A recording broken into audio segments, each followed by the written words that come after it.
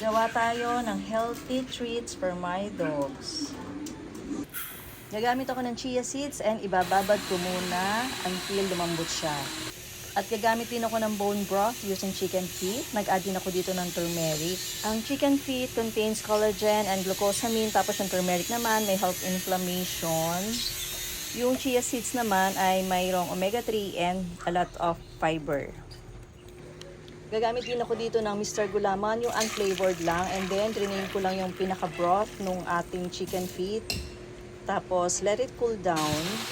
Ayan, hinimay-himay ko lang yung chicken feet kasi kailangan wala talagang buto. Okay naman gumamit ng chicken breast, pero mas prefer ko to dahil mas marami tong nutrients dahil nga dun sa glucosamine at dun sa collagen niya. By the way, itong chicken feet ay pinakulang ko na to for almost 2 hours or more than 2 hours pa para talagang super lambot niya at mas madaling himayin dahil nga pag madaling himayin, ayun, halos magkalas na yung pinaka laman niya. Matapos kong himayin, ayan na po ang result ng aking paghimay. And then ilalagay ko lang siya sa food processor para mas magiling siyang mabuti at mas mailagay ko sa molder.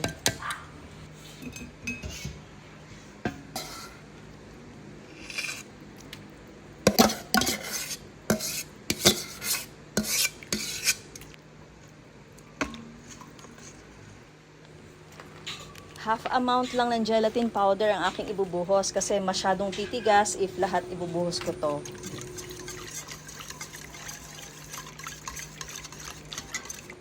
Gagamit din ako ng Greek yogurt para sa additional niyang probiotics.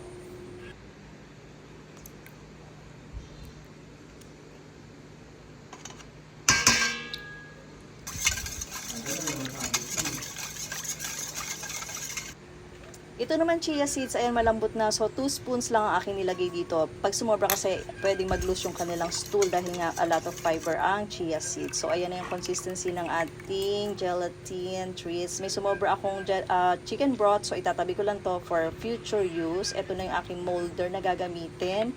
Pink na pink pa talaga. And then eto medyo hindi ko pa kabisado kasi yung paglalagay sa molder, kaya nga naman ayan, if mapapansin nyo mayroong sobra, nag-uumapa, may iba kulang. So siguro next time magiging perfect ko na yung paggawa ng treats.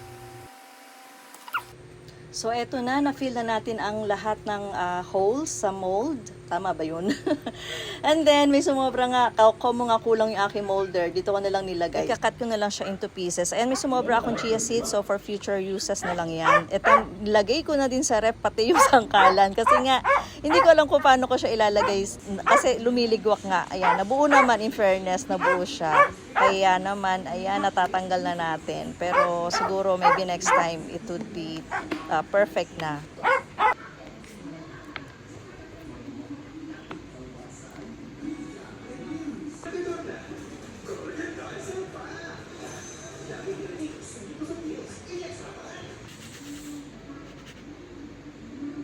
May gusto ng treats.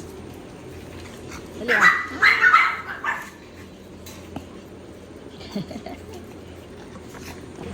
So dito sa part na to, hindi ko na alam kung sino yung nakaulit na or hindi ko pa nabibigyan. Kaya minsan mas gusto ko talaga yung after nilang kumain or yung nakakulong sila. Yun, lahat talaga nabibigyan. Pag ganito kasi nagkakagulo, minsan nag-aaway pa. Kaya mahirap magbigay ng treats pag ganitong nag-aagawan na sila. Sino pa? Ito hirap pagka hindi kayo nakakulong eh. Kailangan talaga nakakulong.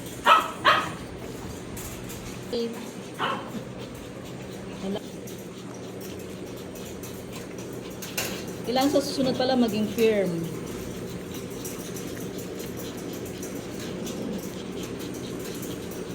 Scarlett. So, ayun, maybe next time, medyo perfect na to. At inisip pa ako itong recipe para sa napaka-healthy dog treats. Ayun. Perfect. Naubos.